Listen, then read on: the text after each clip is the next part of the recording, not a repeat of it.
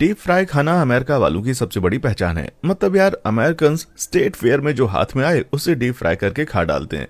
Iowa में fried butter और Texas में तो बियर भी डीप फ्राई हो जाती है। लेकिन अगर मैं आपसे कहूं कि आजकल आप पानी को भी डीप फ्राई कर सकते हैं तो क्या कहेंगे भाई? दोस्तों, आप शायद सोच रहे हैं कि मैं मजाक कर रहा हूं, लेकिन आप ये जानकर चौंक जाएंगे कि ये किया कैसे जाता है और इसका स्वाद कैसा होता है। तो जानने के लिए बने रहिए, क्योंकि things you will see for the first time in your life के इस स्पेशल एपिसोड में मेरे पास आपके लिए और भी बहुत कुछ मजेदार है।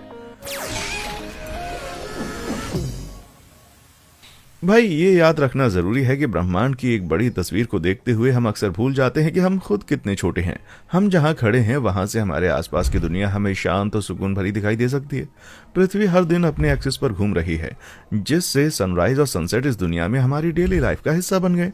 लेकिन बात यह है कि ये सब इतने बड़े पैमाने पर होता है कि हम कभी भी इसे पूरी तरह से खुद समझ नहीं पाएंगे। तो देखिए, एक झलक की अगर हम समझ पाते तो ये कैसा दिख सकता था।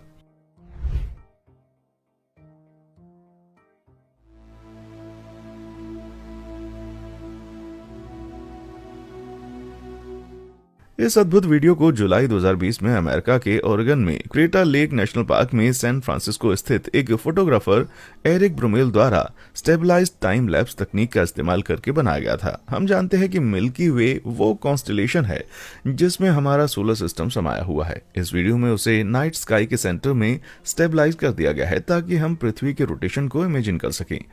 पानी की शांति भी आसमान में मौजूद सितारों के लिए आईने का काम करती है, जिससे सब कुछ और भी असली लगने लगता है।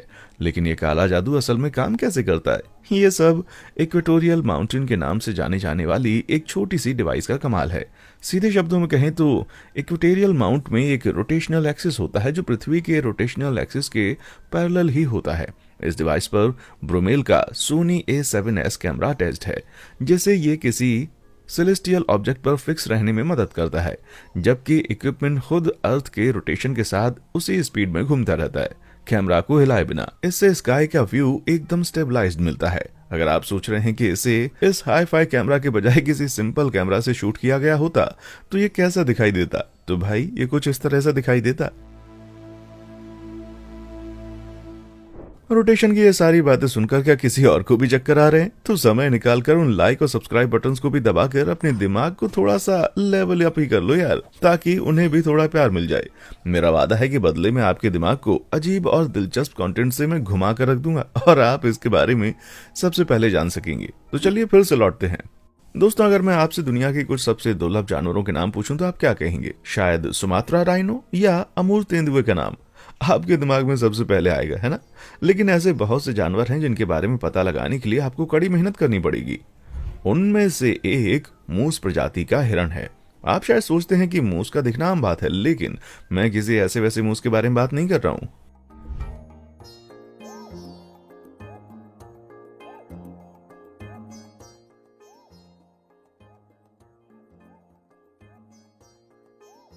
अगस्त 2017 में स्वीडन के वामलैंड काउंटी में ये एकदम रेयर मूस एक तालाब में डुबकी लगा रहा था जब नेचर लवर और पॉलिटिशियन हैंस निल्सन की इस पर नजर पड़ी। क्या आपको भी थोड़ा थोड़ा ऐसा लगा कि भाई इसके पीछे से एक यूनिकॉर्न निकलेगा और आसपास कुछ बौने प्यारा सा फोक म्यूजिक बजा रहे होंगे? लेकिन ये काल्पनिक जानवर नहीं है, ये जेनेटिक है। इसकी सफेद मखमली कोटिंग के बावजूद मूस का ये अजीब रूप एल्बिनिज्म के कारण नहीं है, जैसा कि आपको लग रहा होगा। ये एक रेयर जेनेटिक प्रॉब्लम है जिसमें पिगमेंट कम हो जाते हैं। जानवर और इंसान दोनों में एल्बिनिज्म के कारण आंखें हल्की या गुलाबी रंग की हो जाती हैं। लेकिन ऐसे हिरण जिनके फर चमकीले और सफेद होते हैं वो आमतौर पर एक जेनेटिक डिफेक्ट के कारण होता है, जिस वजह से छोटे छोटे भूरे धब्बों वाला एक जानवर पूरी तरह से सफेद हो जाता है और इस स्थिति को पाइबाइल्ड कहा जाता है। इस सच के बावजूद कि ये स्नो वाइट मूस बहुत ही दुर्लभ होते हैं, फिर भी हर साल कुछ मामले सामने आ ही जाते हैं, लेकिन वो शायद ही कभी इस तरह से वीडियो पर रिकॉर्ड किए गए हों। दरअसल स्वीडन के खूबसूरत सफेद मूस इसके इस वीडियो ने इंटरनेट पर इसे एक सेलिब्रिटी बना दिया है। और रहस्यमय मूस के इस वीडियो के वायरल होने के ठीक 2 महीने बाद स्विट्जरलैंड में पुलिस ने शिकारियों को इसका शिकार करने की परमिशन देने का चौंकाने वाला फैसला लिया। लेकिन उन्होंने मूस को बचाने के लिए निल्सन द्वारा दायर की गई एक याचिका की बदौलत अपने फैसले को तुरंत रद्द कर दिया। जाहिर है उस इलाके में कोई भी शिकारी व्हाइट मूस का कातिल कहलाना पसंद नहीं करेगा। वाह भाई वाह, बहुत धन्यवाद। मुझे उम्मीद है कि ये शानदार मूस इस वक्त जहां भी होगा ठीक होगा। दोस्तों, प्रकृति अजीबोगरीब जानवरों से भरी हुई है जिन्हें देखने में ऐसा लगता है जैसे वो किसी परियों की कहानी से बाहर निकल कर आए हैं। लेकिन आप इस दिलचस्प पहेली को देखकर क्या समझते हैं? इसमें एक उल्लू का चेहरा, एक छोटे हिरन के सींग और एक लोमड़ी का शरीर और पूंछ है। लेकिन आपको ऐसा हाइब्रिड जानवर कहाँ देखने को मिल सकता है? सॉरी दोस्तों, अफसोस की बात यह है कि असल जिंदगी में ऐसा कोई भी जानवर मौजूद नहीं है। ये जानवर ब्रुकलिन की एक आर्टिस्ट आन्या बोस द्वारा बनाई गई एक खूबसूरत जीती जागती डॉल है। आन्या कई तरह के अजीब जानवर या रूम गार्जियंस बनाती हैं, जैसे कि ग्रिफुन, जिसे वो एक ऑनलाइन स्टोर और अपनी वेबसाइट पर बेचती हैं। उसने 2011 में एक एक्सपेरिमेंट के तौर पर अपने पहले रूम गार्जियन कैफास को बनाया था और 2014 तक उसके डिजाइन की लोकप्रियता इतनी बढ़ गई थी कि उसका पार्ट टाइम पैशन एक फुल टाइम बिजनेस बन गया। आन्या ने इसका नाम रूम गार्जियन सबसे पहले इसलिए रखा था क्योंकि बहुत से लोग कुछ लकी टोटेम्स में विश्वास रखते हैं जो उनके घरों की रक्षा कर सके। उसका मानना है कि उसके द्वारा बनाए गए डिजाइन आपके घर को बुरी आत्मा और शक्तियों से बचाने के साथ साथ तनाव, चिंता और अकेलेपन को कम करने में भी मदद करते हैं। उसने पिछले कुछ सालों में सींग, पंख, पंजे और दूसरे फीचर्स वाले कई तरह के काल्पनिक जानवर बनाए हैं। रूम गार्जियन को बनाने की प्रक्रिया के दौरान आन्या की खुद की कल्पना उनमें कैद हो जाती है। डॉल को चिकन वायर, फॉक्स फर, कार्ड और दूसरे मटेरियल का इस्तेमाल करके भी बनाया गया है। हर एक डॉल को पूरी तरह से मोड़ा जा सकता है। भाई, मैं आपके बारे में तो नहीं जानता, लेकिन अगर मैंने रात में जंगल में इनमें से किसी भी एक जानवर को देखा तो मैं पूरी तरह से धोखा खा जाऊंगा। अगर आप अपने आप को एक इंटरनेट दिग्गज मानते हैं जिसकी याददाश्त वायरल वीडियो के मामले में बहुत तेज है, तो आप शायद इस छोटे से दोस्त को पहचान सकते हैं। जो नहीं जानते वो ये है कि ये भी आन्या बोस द्वारा बनाया गया एक रूम गार्जियन है। 2016 में उस वायरल वीडियो से वो इतनी फेमस हो गई कि उसने असली बिल्ली के मोल्ड का इस्तेमाल करके डॉल को फिर से बनाया है, जिसे वो कभी कभी ईबे पर बेचती भी है। ये खूबसूरत सा मुलायम जानवर भी एक और इंटरनेट सेलिब्रिटी है, लेकिन वायरल वीडियो बनने के बजाय इस प्यारे जानवर को कई बार ऑनलाइन इस दावे के साथ शेयर किया गया है कि ये एक दुर्लभ सफेद चमगादड़ की प्रजाति है। सुनने में तो अच्छा लगता है, लेकिन इस छोटे से प्राणी को कभी भी जंगल में देखा नहीं गया है और शायद कभी देखा भी नहीं जाएगा, क्योंकि वो फेल्ट, वायर और स्टफिंग से बना है। हैरानी की बात यह है कि इसे आन्या बोस ने नहीं बनाया है, बल्कि इसे बेबी एल्बिनो वैम्पायर प्लशी के नाम से जाना जाता है और ये एलिशॉप.com पर बेचा जाता है। हालांकि ये स्पेशल चमगादड़ इंटरनेट के द्वारा फैलाया गया एक और झूठ हो सकता है, लेकिन इससे मिलते जुलते कुछ दूसरे चमगादड़ भी हैं जो कि जंगल में पाए जा सकते हैं। एक होंडुरन व्हाइट बैट है जो पूर्वी होंडुरास, निकारागुआ, कोस्टा रिका और पनामा के घने जंगलों में पाया जाता है। अफसोस की बात है कि IUCN रेड लिस्ट सफेद चमगादड़ों को खतरे के रूप में मानती है, जिससे पता चलता है कि वो गायब होने की कगार पर हैं। नॉर्दर्न घोस्ट बैट एक और दुर्लभ बैट प्रजाति है जो दक्षिण अमेरिका और कैरिबियन में पाई जा सकती है। ऐसा लगता है कि हमें स्टफ्ड एनिमल्स पर कम और असली जानवरों की रक्षा करने पर ज्यादा ध्यान देना शुरू करना चाहिए। दोस्तों, क्या आपको वेब सर्फिंग करते समय कुछ अजीब, अद्भुत या आश्चर्यजनक देखने को मिला है जो आपको लगता है कि नेटिजन्स के साथ शेयर किया जाना चाहिए? तो हमें कांटेक्ट करें। इंटरनेट पर मिलने वाली किसी भी फोटो या वीडियो क्लिप को सीधे clips@bms.com पर ईमेल करें, और अगर इससे हमारे साथ किसी फ्यूचर के एपिसोड में दिखाया गया तो आपको एक शाउट आउट भी मिल सकता है। तो चलिए वापस लौटते हैं। यार, आखिरी बार आपने कब अपने बाल कटवाए थे? जब तक आप अपने बालों को लंबा करने का इरादा नहीं रखते हैं, तब तक ज्यादातर लोगों को अपने बालों की लंबाई और स्टाइल को बनाए रखने के साथ साथ इन्हें हेल्दी रखने के लिए भी हर 6 से 8 हफ्तों में अपने बाल कटवा लेने चाहिए। लेकिन अगर आप ट्रिम किए बिना लंबे समय तक अपने बालों को बढ़ाने का प्लान कर रहे हैं, तो आपको पता होना चाहिए कि आपको एक ऐसे आदमी से टफ कंपटीशन फेस करना पड़ेगा जिसने 50 सालों से अपने बाल नहीं काटे हैं। अपनी जिंदगी के ज्यादातर समय में वियतनाम के ट्रॉन वैन हे ने अपने सिर को एक बड़े हेड स्कार्फ के साथ कवर करके अपने सिर को छुपाए रखा। लोकल लोग इस बात से अनजान थे कि वो अपने सिर के ऊपर उस बंडल के नीचे क्या छुपा रहे थे, क्योंकि वो इसके बारे में किसी से भी बात नहीं करते थे। ट्रान ने 78 साल की उम्र तक सच्चाई का खुलासा नहीं किया। 2010 में एक कैमरा क्रू उनके घर आया और आखिरकार वो सच सामने लाने के लिए तैयार हो गए। दोस्तों, पहली नजर में तो ये एक बुनी हुई बड़ी सी ब्राउन बास्केट की तरह लग रहा था, लेकिन जब उसे धीरे धीरे खोला गया तो एक विशाल टाट जैसा कुछ निकला जो एक झबरे बोआ सांप जैसा दिख रहा था। लेकिन इस आम से आदमी ने इतने अजीब बाल क्यों उगाए? उनकी पत्नी निग्वियन थी होआ के अनुसार ट्रान ने अपने बाल काटना या धोना बंद करने का फैसला तब किया जब वे 25 साल की उम्र में अपने बाल काटने के तुरंत बाद गंभीर रूप से बीमार पड़ गए थे। ट्रॉन एक हर्बलिस्ट थे और उनकी जिंदगी बहुत सीधी सादी थी, लेकिन इतने लंबे बालों के साथ इधर उधर जाने में चीजें थोड़ी सी मुश्किल हो गई थीं। कोई भी लोकल मोटरसाइकिल या टैक्सी वाला उन्हें अपने साथ नहीं ले जाता था क्योंकि वो हेलमेट नहीं पहन सकते थे। हालांकि 2010 में 79 साल की उम्र में उनकी मौत से पहले गिनीज वर्ल्ड रिकॉर्ड्स के किसी भी अधिकारी ने उनके बालों को नहीं नापा था। तब से ही उन्हें दुनिया के सबसे लंबे बाल रखने वाले के रूप में जाना जाता है। कुछ लोगों का कहना है कि उनके बाल 22 फीट लंबे थे और उनका वजन 23 पाउंड था, जो कि लगभग 1-2 साल के बच्चे के वजन के बराबर है। मैं सोच रहा हूँ कि क्या मोहल्ले के बच्चे उनके बालों को स्किपिंग रोप के रूप में इस्तेमाल कर सकते थे क्या? मैं आप लोगों के बारे में तो नहीं जानता, लेकिन बादलों को गुजरते हुए देखने के लिए मैं घंटों तक फर्श पर लेटा रह सकता हूँ। लेकिन एक चीज जो हम अक्सर नहीं देख पाते वो है बादलों का नजारा उनके भी ऊपर से, जो इस दिलचस्प वीडियो के आकर्षण को और भी थोड़ा बढ़ा देता है।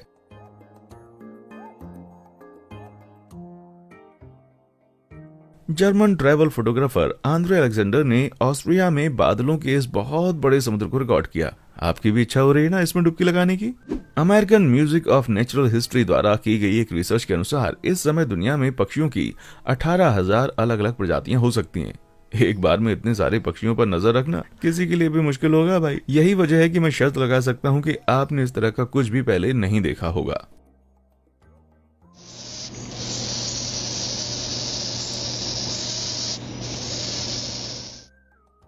आप शायद सोच रहे होंगे कि इस नन्ही सी चिड़िया के मुंह के अंदर ये क्या है। वो अजीब धब्बे इस तरह दिखते हैं जैसे कि उस निराले पक्षी के मुंह के अंदर आंखों की एक और जोड़ी है। लेकिन आपको ये जानकर आश्चर्य होगा कि असल में ये क्रेस्टेड कौआ चिक की नेचुरल एनाटॉमी का एक हिस्सा है। क्रेस्टेड कौआ कोयल परिवार के सदस्य हैं और मडागास्कर में पाए जाते हैं। वो बड़े होकर बहुत ही रंगीन हरे भूरे रंग के पक्षी बन जाते हैं। उनकी छाती टैन रंग की होती है, लंबी सफेद टिप वाली बैंगनी नीली पूंछ होती है और आंखों के चारों तरफ एक कलरफुल मास्क होता है। इस वीडियो में दिखाई जाने वाली नन्ही चिड़िया का जन्म 2010 में ओहायो के टोलेडो चिड़ियाघर में हुआ था। लेकिन ये धब्बे आखिर हैं किस लिए? आप सोच रहे होंगे कि शिकारियों को डराने के लिए, उन्हें खतरे की निशानी के रूप में इस्तेमाल किया जाता है, लेकिन असल में वो बहुत काम के होते हैं। बर्ड बिहेवियर स्टडी करने वाले साइंटिस्ट ने अनुमान लगाया है कि वो निशान वास्तव में टारगेट हैं जो चूजे के माता पिता को रात में उनके मुंह में खाना डालने में मदद करते हैं। यार मुझे लगता है कि माँ चिड़िया जब अपने चूजे के मुंह में ठीक निशाने पर खाना टपकाती होगी तो बुलसाई चिल्लाती होगी, है ना? फ्रेंड्स, ऐसी कौन सी सबसे टेस्टी चीज है जिसे आप डीप फ्राई करने के बारे में सोच सकते हैं?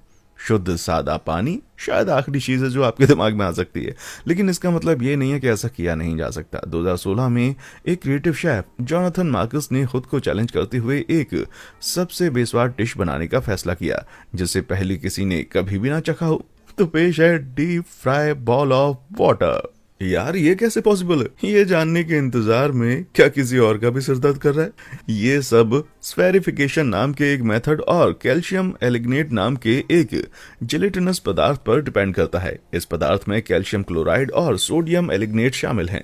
ये लिक्विड को एक पतली परत से ढक लेता है जिससे पानी अपना शेप बनाए रख सकता है और उसे ऐसे कंट्रोल किया जाता है जैसे कि वो एक सॉलिड हो। जैसा कि आप देख सकते हैं, मार्कस स्फेरॉइड वाटर को आटे में लपेट के अंडे में भिगोकर और ब्रेड क्रम्ब से लपेट देते हैं। 375 डिग्री पर गर्म किए गए मूंगफली के तेल में बॉल को डालने के बाद मार्कस डीप फ्राइड पानी को दिखाने के लिए ब्रेड क्रम्ब शेल को खोल देते हैं। लेकिन असली सवाल तो ये है कि उसका स्वाद कैसा था? That is the blandest fried thing I've ever tasted. That's cool. Yeah, that was just that's water.